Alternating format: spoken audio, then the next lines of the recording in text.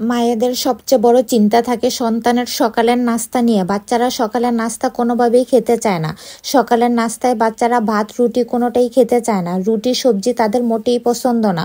আসসালামু আলাইকুম, কেমন আছেন সবাই? আজ আমি নিয়ে আসছি সবচেয়ে সহজ ও মজাদার নাস্তার রেসিপি।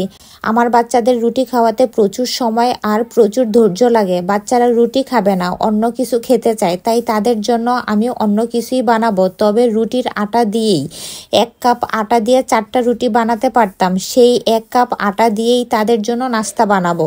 আমি 1 কাপ আটার মধ্যে পরিমাণ মতো লবণ আর তেল দিয়ে আটাগুলো একটু মেখে পরে একটু একটু করে পানি দিয়ে মথে নিব, রুটি অথবা পরোটার খামিরের মতো করে।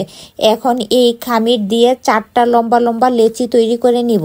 লেচিগুলো মাঝারি সাইজের রাখবো, বেশি মোটাও করব না আবার বেশি পাতলাও করব না। এখন লেচিগুলো ফুটন্ত গরম পানিতে একটু তেল আর লবণ দিয়ে ছেড়ে দিব। 5 মিনিটের মতো সিদ্ধ করে নিব। উঠানোর আগে দিয়ে দিব 3টা সসেজ।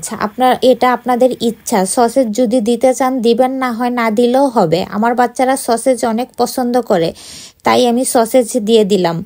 সসেজ দেওয়ার পরেই চুলা বন্ধ করে দিব। তারপর লেচিগুলো সেকে ঠান্ডা পানি দিয়ে ধুয়ে নিব।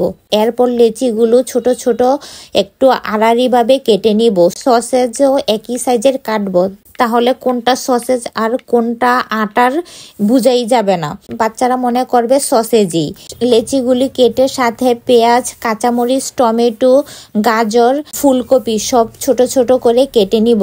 এখন চুলার মধ্যে একটা কড়াই বসিয়ে তার মধ্যে তেল দিয়ে দিব একটা ডিম নেড়ে চেড়ে বাকি সব কিছু দিয়ে দিব। পেঁয়াজ, কাঁচামরিচ, টমেটো, গাজর, ফুলকপি সব একসাথে দিয়ে একটু ঢেকে দেব সিদ্ধ হওয়ার জন্য।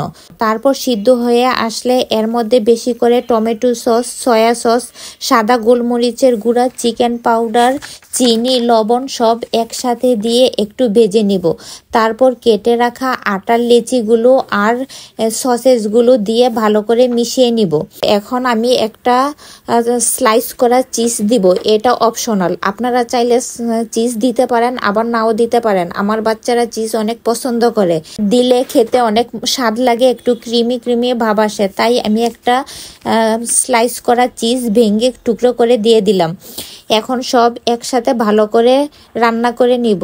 এই তো তৈরি হয়ে গেল আমার মজাদার ইয়াম্মি একটা নাস্তা। এই নাস্তা দেখে আমার বাচ্চারা অনেক খুশি। তারা বুঝতেই পারে নাই এগুলো আটার তৈরি, তারা ভাবছে যে সবগুলো সসেজ দিয়ে আমি তৈরি করেছি। বাচ্চারা তো এত খুশি যে এত সসেজ আমি তাদেরকে রান্না করে দিলাম, তাই তারা মহা খুশি।